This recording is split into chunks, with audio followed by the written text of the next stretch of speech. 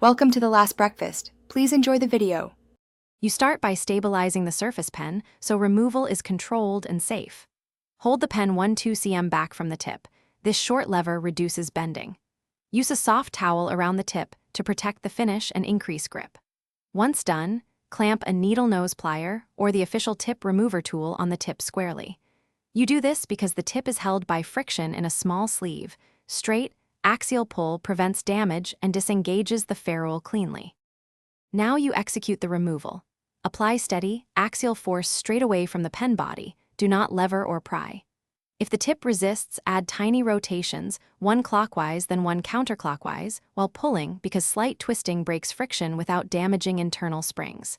Make sure to maintain a firm, even grip. If your hand slips, stop and reset your hold so you never apply sudden jerks. You continue until the tip moves free. The combination of straight pull plus light rotation. Finish by aligning the new tip on axis and pressing it in straight until seated. You should feel a subtle resistance or click as the ferrule engages. Once installed, test the pen on the screen to confirm pressure sensitivity and tip click. Make sure buttons respond.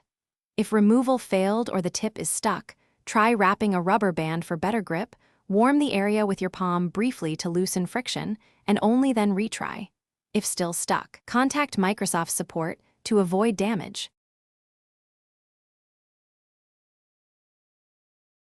Thanks for watching. If this was helpful, leave a like and consider subscribing. See you next time.